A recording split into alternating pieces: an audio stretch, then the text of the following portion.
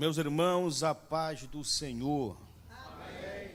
Queridos, poder assentar por alguns minutos, por favor. Aleluia.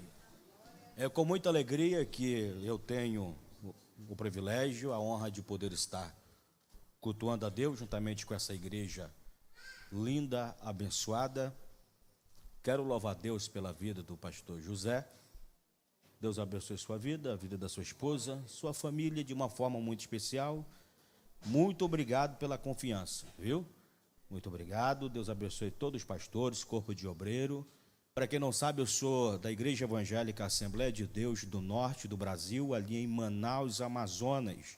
Estamos pregando nessa Europa, fazendo a obra de Deus. Vim à Europa para pregar no aniversário de uma igreja ali em Lisboa. Pregamos em uma conferência de homens ali em Londres, na Inglaterra. Pregamos em um congresso de missões ali na Suíça. E tivemos pregando em um trabalho também de vigília na Bélgica.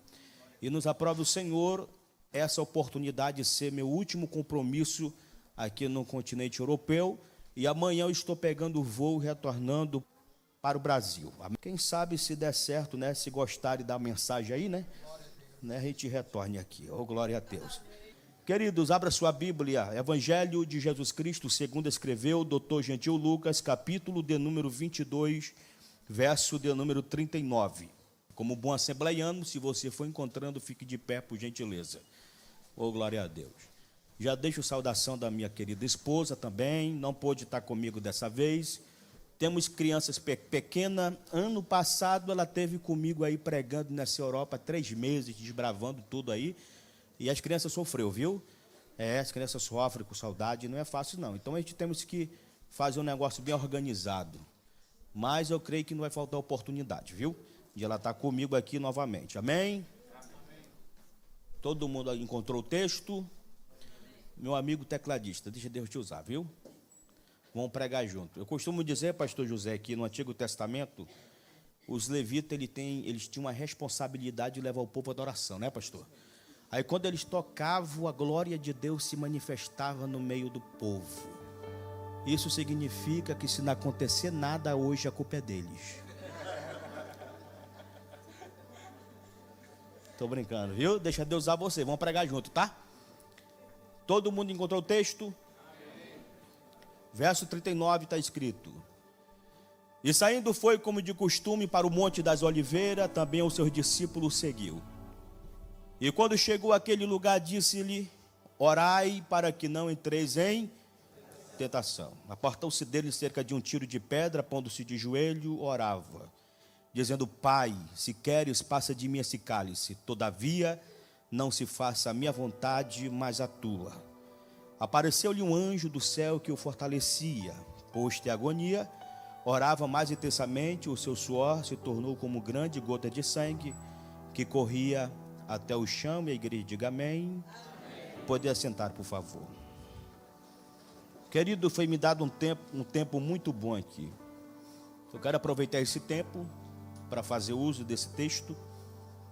Eu costumo dizer que a palavra de Deus, ela é uma fonte que jorra e não cessa. Apesar que é muito comum nós ouvirmos por aí que a palavra de Deus ela se renova a cada dia, pois eu discordo disso. Pois a palavra de Deus ela não se renova. O que se renova são as suas misericórdias. Porque a palavra ela não é a revista Veja, que hoje tem um assunto e amanhã tem outro assunto. A palavra ela não é um jornal que vende nas banquinhas, que hoje tem um assunto e amanhã tem outro assunto. Não, a palavra ela vai continuar sendo a mesma ontem, hoje e será eternamente. Se você abrir a Bíblia no Salmo 91 hoje e abrir amanhã, vai estar o mesmo salmo. Mas as revelações que a palavra de Deus possui são poderosas. É por isso que eu digo que ela é uma fonte, porque aquilo que Deus entrega para mim, Deus pode entregar para o pastor de uma forma diferente, mas no mesmo objetivo, com o mesmo propósito. Pois esse texto é um texto muito conhecido. Eu tenho por certo que quem está aqui, que é amante, leitor da Bíblia Sagrada, conhece esse texto. Após a última Santa Ceia de Jesus com os discípulos, diz a história que Jesus ele vai para o Monte das Oliveiras. E justamente no Monte das Oliveiras havia um lugar específico que se chamava Getsemane. Para quem não sabe, esse lugar por o nome Getsemane era o lugar da comunhão, era o lugar da oração, era o lugar da intimidade do filho para com o pai. Esse lugar por o nome Getsemane, que fica localizado no Monte das Oliveiras, é um lugar muito frequentado por Jesus. É por isso que no verso 39 diz: e saindo foi como de costume. Por que de costume? Porque Jesus ele frequentava esse lugar aqui diariamente.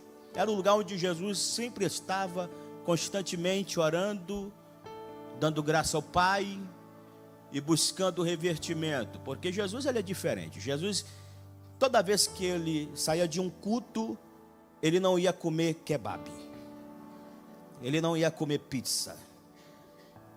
Não que hoje seja proibido, mas ele ia para o monte, ele ia orar, ele ia dar graça ao Pai. Diferente de todas as orações que Jesus fizera, essa aqui foi uma das orações mais intensas. O interessante é que está acompanhando Jesus Pedro, Tiago e João. Jesus olha para os discípulos e diz: ficai aqui e orai, para que não entreis em tentação. E Jesus vai se retirar para o seu altar de oração. Sabe o que eu aprendo com isso? É que Jesus ele tem a preocupação de ensinar os discípulos a orar, mas ele também tem a preocupação de praticar o que ele está ensinando. Ele diz: ficai aqui e orai, mas ele vai orar. Porque hoje muito se prega acerca de oração, mas pouco se ora. Hoje muito se prega acerca de ler a palavra e pouco se lê. Muito se prega acerca de jejuar, mas não jejua. Muito se prega de ter vida com Deus, mas não tem vida com Deus. Mas Jesus é diferente. Jesus ele é um pregador, ele é um pastor diferente, porque ele tem a preocupação de ensinar, mas ele pratica o que ele está ensinando. E ele vai para o seu altar de oração, porém, escute bem, esse momento aqui é um dos momentos mais intensos em todo o ministério de Jesus. Porque essa oração aqui foi uma oração debaixo de muita pressão, foi uma oração debaixo de muita agonia, foi uma oração debaixo de uma profunda tristeza, um medo, um abatimento moral. A maior prova foi que um anjo desceu para fortalecer Jesus. Um anjo teve que descer para confortar Jesus, porque quem está orando aqui é Jesus na sua natureza humana. Quem lê a Bíblia sabe que Jesus ele é 100% homem e Jesus é 100%. Quem está orando aqui é Jesus na sua natureza humana. A maior prova é que ele vai orar dizendo: Pai, se possível passa de mim esse cálice, mas que todavia não seja feito a minha vontade, mas seja feita a tua vontade. Quem está orando aqui é o Filho para com o Pai. Se é Jesus na sua natureza divina, não era necessário um anjo descer para fortalecer Jesus. E você observar o texto, você vai ver que mesmo um anjo descendo, depois que o anjo desce, Jesus ele continua orando. Jesus continua o quê? Sabe o que eu aprendo com isso? É que depois que o anjo desce, Jesus continua praticando a oração. Infelizmente vivemos em um tempo onde quando o anjo desce, não ora mais.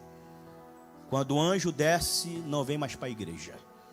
Quando um anjo desce, se desvia. Pastor, não estou entendendo.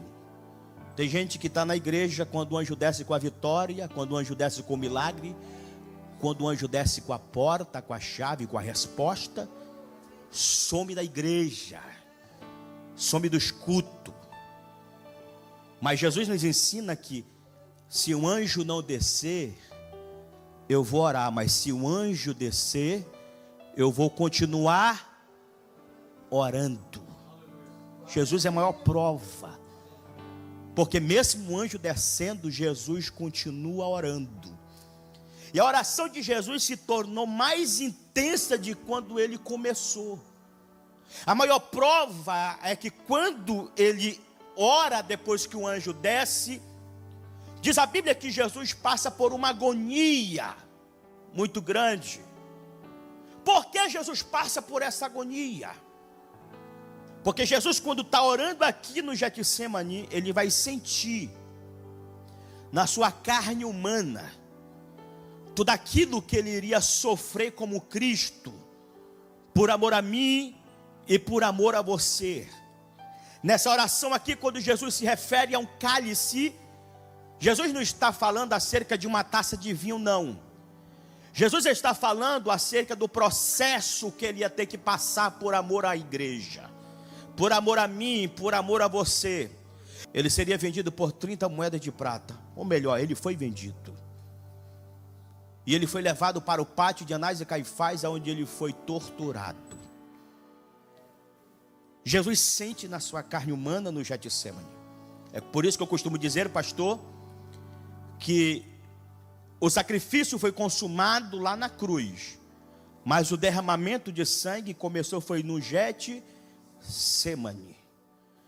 Esse derramamento de sangue aqui no Getsemane tem um nome. E é um fenômeno raríssimo. Segundo a ciência e a medicina, dá-se o nome de hematidrose. Pastor, o que é hematidrose? É o rompimento das veias finíssimas capilares que estão sobre a glândula sudorípara do corpo. É quando o homem está debaixo de uma pressão, de uma agonia, de uma tristeza, de um abatimento moral. A junção de todos estes sentimentos dá-se a hematidrose. É quando o suor vai anexar com o sangue com o suor, e vai escorrer, diz a história, que escorreu no corpo de Jesus, ao ponto de cair no chão. Por quê? Porque Jesus sabia que depois dessa oração no Getsemane, ele seria traído por Judas, vendido por 30 moedas de prata, e ele seria levado para o pátio de Anás e Caifás, onde ele foi torturado. Soldados romanos dispararam tapa no rosto de Jesus e disseram: tu não é profeta? Então profetiza quem é que está te batendo. Humilharam Jesus no pátio de Anás e Caifás. Jesus foi torturado pelos soldados e foi zombado. Não satisfeito de humilhar Jesus, Jesus é levado para uma praça pública. Todos aqui que são leitores sabem que Jesus foi julgado pelo Sinédrio. Ele foi sentenciado por Pôncio Pilatos, que deu o veredito final, a morte de cruz. E todos que, aleluia, morreriam naquela época com morte de cruz, teria que passar pelo processo dos açoites. Diz a história que Jesus é levado para uma praça pública. E nessa praça pública, Jesus vai receber 39 chicotadas. Segundo os estudiosos vão dizer que esse chicote que o soldado possuía nas suas mãos, havia 12 tiras de couro de animal. Em cada ponta havia fragmento de osso de chumbo. Cada chicotada que dava em Jesus abria 12 cortes. 12 vezes 39, 468 cortes no seu corpo, por amor a mim e por amor a você. Eu vou repetir: por amor a mim e por amor a você. Feridas abertas, hemorragia constante por causa dos açoites. Diz a história que vão tecer uma coroa de espinho. Os espinhos tinham de 10 a 15 centímetros. Vão pôr a coroa de espinho na cabeça de Jesus. Vão bater com um caniço, ao ponto dos espinhos furar o seu couro cabeludo, o sangue escorrer pelo seu rosto, e mais uma vez eles zombarem dizendo: tu não é rei? Pois bem, aí está a tua coroa, ó rei dos judeus. Diz a história que depois que pegaram essa coroa e puseram na cabeça de Jesus, vão pôr também sobre os seus ombros uma cruz. Mas a cruz não era dele, a cruz era de Barrabás. Lembra quando o povo clamou dizendo: solta Barrabás e crucifica ele? Pois é, a cruz que era de Barrabás foi posto sobre os ombros de Jesus.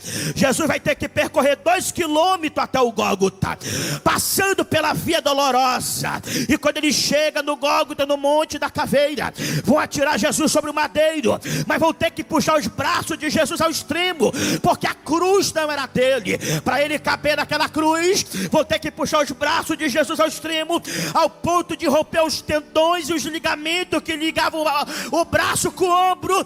Prego na mão direita, prego na mão esquerda, prego nos seus pés. Eu fico imaginando a dor que Jesus sentiu, oh glória. Vão levantar Jesus naquela cruz.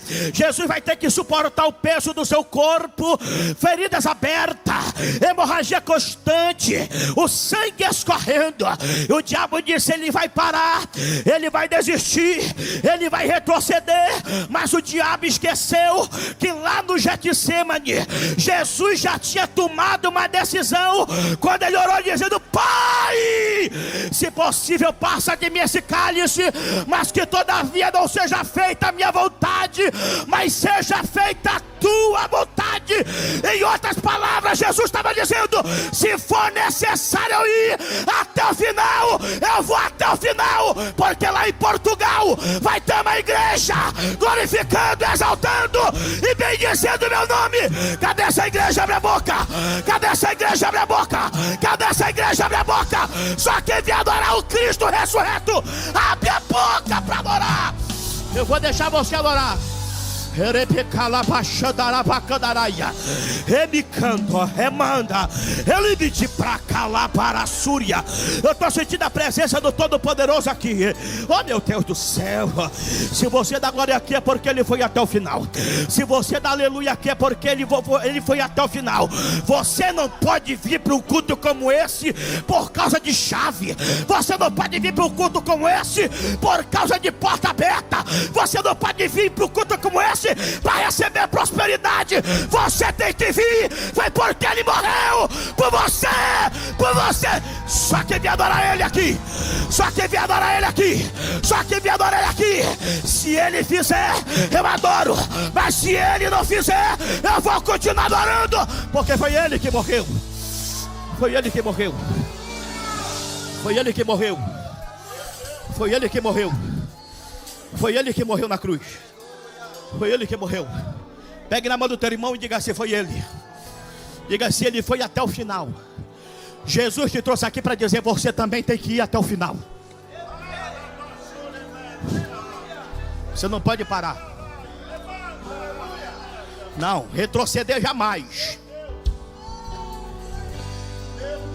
Retroceder jamais.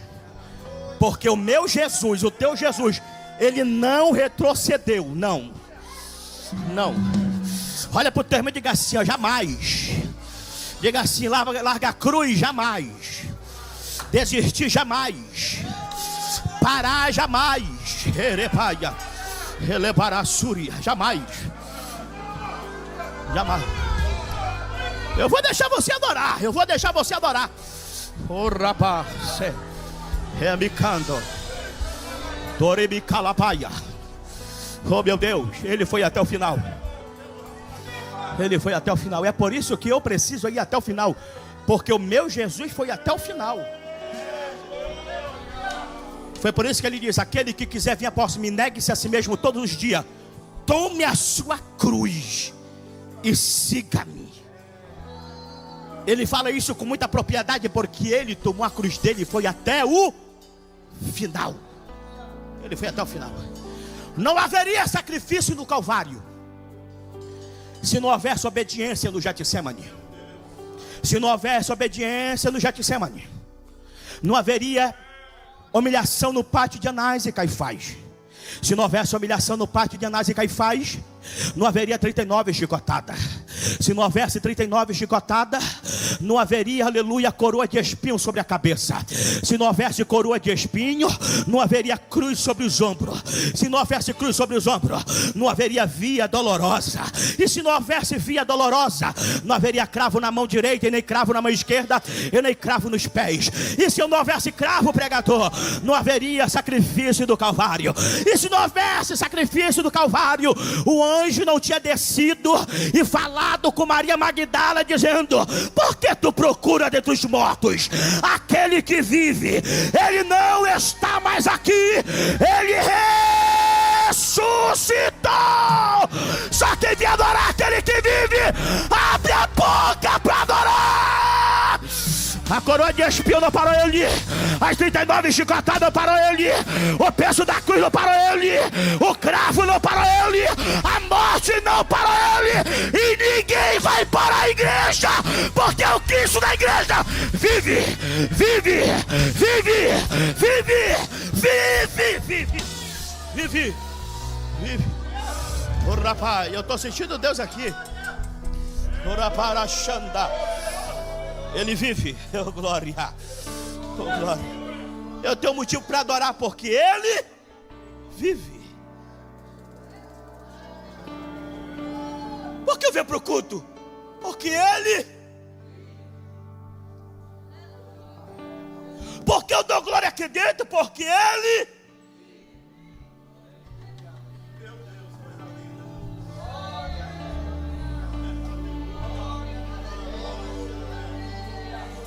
Sabe o que eu acho interessante? É que no Getsemane ele decidiu viver o propósito, mesmo sabendo que o processo seria doloroso. Ele aceita viver o propósito, já sabendo como seria o processo. O que você faria no lugar dele?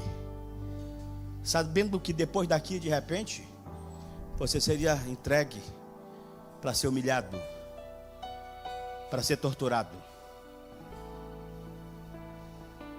Se você soubesse que depois daqui desse culto, uma coroa de espinho estivesse te esperando, uma cruz seria posta sobre os seus ombros, cravos te aguardavam no Gólgota, e que você seria morto, o que você faria? Você abriria a mão do propósito, sabendo que o processo seria doloroso? Aí tem alguém que está dizendo assim: não, pastor, eu agarraria o propósito. Mentira. Meia hora de prova já quer desviar. Quer sair da igreja porque alguém falou mal. Quer sair da igreja porque ninguém me deu a paz do Senhor. Aí quer sair da igreja porque não recebe oportunidade. Aí vou me desviar porque minha namoradinha me deixou. O meu namoradinho me deixou. Eu vou desistir. Aí vem falar que abraçaria o propósito. Jesus, mesmo sabendo que o processo seria doloroso, ele não abriu mão do propósito, porque ele entendeu que por mais doloroso que fosse o processo, o propósito sempre será maior. Está sangrando, mas aguenta. A prova está grande, mas aguenta. A aflição está grande, mas aguenta. O vento está soprando, mas aguenta. Eu estou sentindo a presença de Deus, porque tem gente aqui que está numa pressão tão grande, está numa guerra tão grande, está numa luta tão grande, mas Deus me trouxe aqui para dizer: vai valer a pena ser fiel. Vai valer a pena passar por esse processo. Só vive o propósito quem suporta o processo. Eu vou repetir: só vive o propósito quem suporta o processo. Se está machucando é porque você está no caminho certo. Se está sangrando é porque você está no caminho certo. Eu vim aqui dizer para você: isso se chama Getsemane. Quem nunca passou do Getsemane, uma hora vai passar no Getsemane, porque o Getsemane vai revelar quem somos. Se servimos a Jesus pelo que Ele é, ou somente pelo aquilo que Ele pode fazer. Porque o Getsemane é o lugar da decisão. É no Getsemane que você vai decidir carregar cruz ou não carregar cruz. Vai ser no Getsemane que você vai decidir viver o propósito ou não viver o propósito. Jesus foi amassado, Jesus foi espremido no Getsemane, mas Ele disse: eu não vou abrir mão da minha cruz por nada. Eu não vou abrir mão do propósito por nada. Eu vim aqui dizer para você: isso que você está passando e está enfrentando é Getsemane. Quando você vai buscar a origem da palavra Getsemane, Getsemane significa lugar da prensa, o lugar de se esmagar a oliva. A oliva, quando ela é amassada, é extraída dela o óleo, ou seja, o melhor que ela possui. Pastor, o que é que você quer dizer? Jesus te colocou nesse Getsemane, foi para te amassar. O diabo disse que você vai morrer, mas Deus está dizendo: vai morrer nada, porque quem está amassando sou eu, quem está espremendo sou eu. Mas quando eu amasso, eu extraio dele, eu extraio dela o melhor que ela possui. Quem está entendendo isso aqui, levanta a mão e dá um bravo de glória. Olha para mim. Quando Jesus foi amassado, espremido, saiu dele o sangue, o melhor que ele possui. Você está entendendo porque é necessário muitas das vezes você passar por alguns processos? Você está entendendo porque é necessário muitas das vezes você ser amassado, você ser espremido? Nem Jesus, Filho de Deus, o Pai ausentou ele de ser espremido, de ser amassado, e você quer ter vida boa? Servir Jesus não é fácil. Servir Jesus não é mamão com açúcar. Posso falar?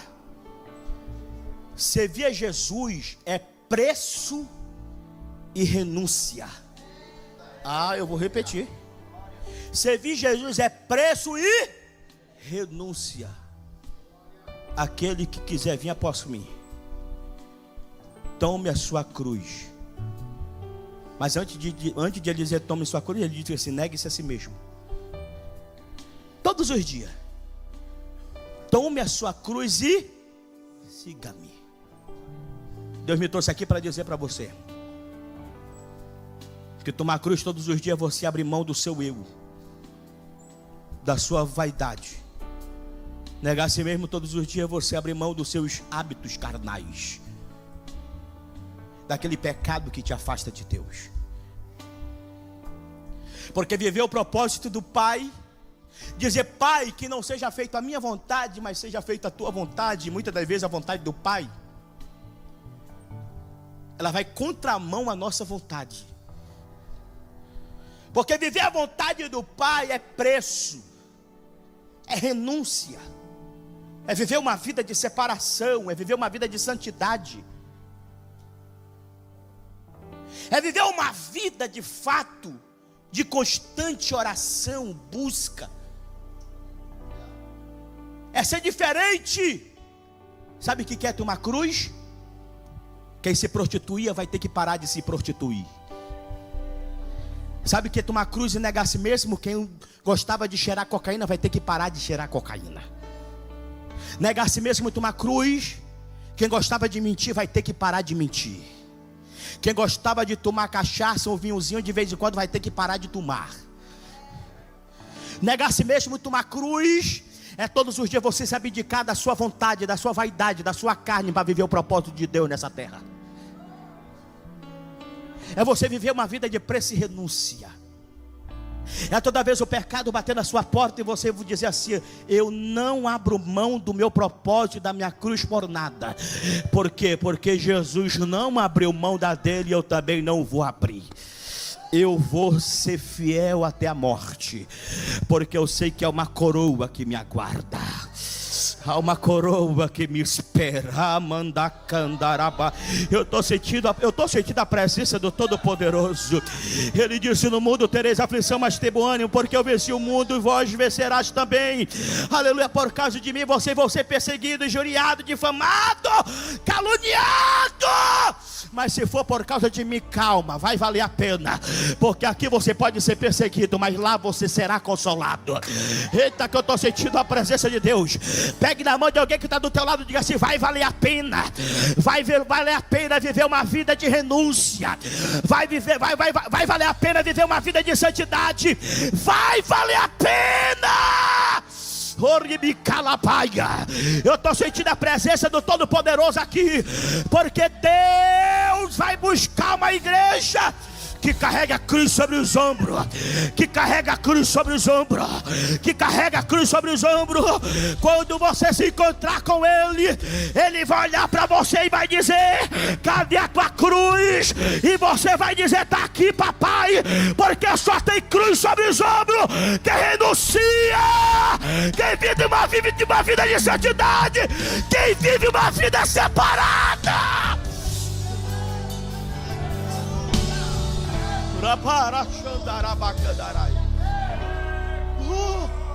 Remite prominaraçaio. Eu estou sentindo Deus aqui. Aleluia. Eu posso falar o que Deus está mandando? Não se iluda com este evangelho fácil que estão pregando por aí. Não se iluda. Não se iluda com esse evangelho triunfalista. Não se iluda com esse evangelho egocêntrico. Não se iluda com esse evangelho que fica massageando o teu ego. Deus me trouxe aqui para dizer: Ele não é massagista de ninguém, meu irmão. Evangelho ainda é evangelho. Evangelho ainda é via dolorosa. Evangelho ainda é coroa de espinho. Evangelho ainda carrega a cruz sobre os ombros. Evangelho ainda é renúncia. Evangelho ainda é preço. Evangelho ainda é santidade.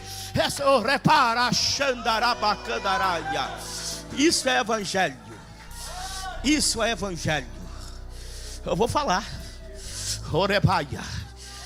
Orebicandaraia. Sabe quando é que Deus, sabe quando é que você, aleluia, de fato tem que mostrar que você vive o evangelho?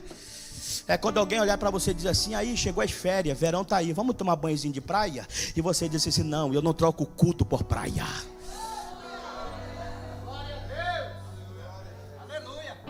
Porque quem troca culto por praia nunca foi salvo pelo evangelho.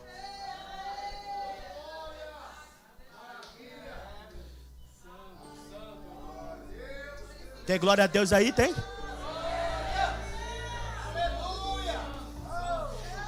Tem 3 anos que eu venho nessa Europa, 3 anos consecutivos. Eu não sei que negócio é esse, que época de verão, igreja vazia. Aí tu vai nos status dos irmãos, estão lá, na praiazinha de sunguinha, de biquinizinho. Sair dia de banho. Que tipo de evangelho é esse? Por acaso o Deus do Brasil mudou? Por acaso o Deus da Europa não é o mesmo Deus do Brasil? Eu vou falar o que Deus está mandando. Estive pregando outro dia numa igreja até rígida, lá no Brasil. Aí o pastor pegou o microfone e disse assim: irmão, quer ir para a praia? Vá. Quer tirar uma fériasinha? Tire. Mas cuidado com a fotinha. Quer bater uma fotozinha de biquíni, de sunguinha? Bata, mas não posto nos status para não gerar escândalo. Por acaso Deus é cego, é? Deus está te vendo, meu irmão.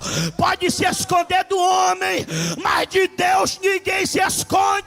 Santidade não é só aqui dentro, santidade também tem que ser lá fora.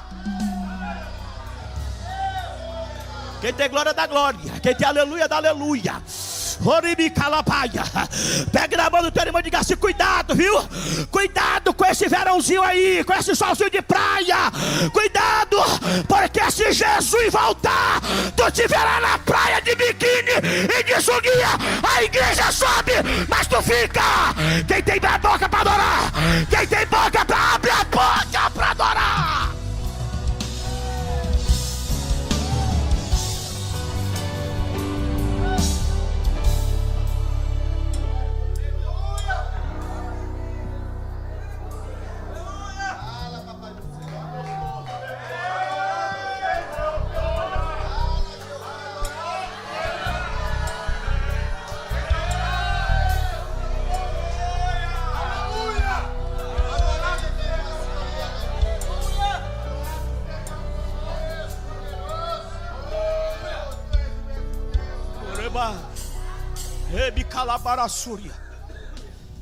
Não existe esse negócio de tomar cruz pela metade. Não existe esse negócio de tomar cruz pela... Jesus não tomou a pontinha da cruz. Jesus tomou foi a cruz por completo. Sabe qual é o nosso problema? É que estamos vivendo em um tempo onde se carrega a cruz pela metade. Uma igreja, um pé na igreja e outro lá no mudo.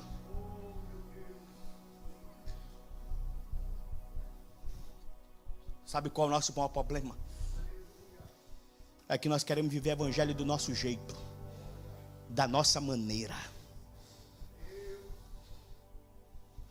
Eu não posso viver o evangelho do meu jeito, da minha maneira. Eu tenho que viver o evangelho na sua essência, como verdadeiramente o evangelho é. Aí olha para mim e diz assim: pastor, mas aqui é cultura. Deixa eu dizer uma coisa para você. A palavra de Deus não se dobra diante de cultura. É a cultura que tem que se dobrar diante da palavra. Eu vou falar. Não é, aleluia, a palavra que tem que se dobrar diante da cultura. É a cultura que tem que se dobrar diante da palavra. O que é pecado lá no Brasil vai ser pecado aqui em Portugal, vai ser pecado na França, vai ser pecado na Inglaterra, vai ser pecado, aleluia, lá na Bélgica, vai ser pecado na Suíça, vai ser pecado lá na Angola.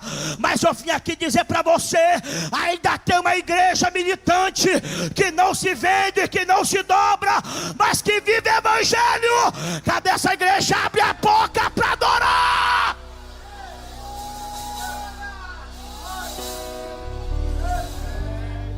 Não adianta fazer cara feia não, viu? Eu estou acostumado a lidar com cara feia quando eu atravesso o Ribeirinho lá em Manaus, Amazonas. Relebaia. Quando nós vamos pregar nas aldeias, que nós temos que pregar a verdade para cacique, que nós temos que pregar a verdade para pajé. Eu vim aqui dizer: Deus não me trouxe para a Europa para fazer passeio nem turismo.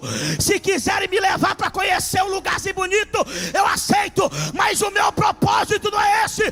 Deus me trouxe para gritar evangelho, ainda é preço, renúncia e santidade. Fique de pé, por favor. Ah, pregador, falaram para mim, pastor, que se eu continuar pregando esse tipo de mensagem, as portas vai fechar para mim. Não interessa. Quem me chamou tem a chave na mão, meu irmão. Aleluia.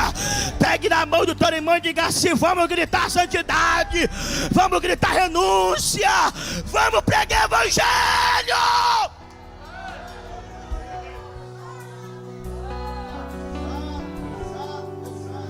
Lá no Brasil, surgiu um que coloca uma cadeirinha, aí ele começa: meus lindos, minhas lindas, meus cheirosos, minhas cheirosas. Deus te permite ver, Deus te permite tocar, Deus te permite sentir. Se Ele te permite ver, te permite tocar, te permite sentir, Ele é poderoso para entregar na tua mão o desejo do teu coração. Aí papai do céu disse assim para mim: está tudo errado. Porque se fosse simples assim, Eva viu, Eva tocou, sentiu e comeu, levou para Adão. Papai disse assim: estão expulsos do paraíso. Olha para o tema e disse: não se iluda com esse evangelho, porque evangelho não é isso. Diga assim: quer ser lindinho, seja. Quer ser lindinha, seja. Quer ser cheiroso, seja. Mas seja salvo pelo evangelho genuíno.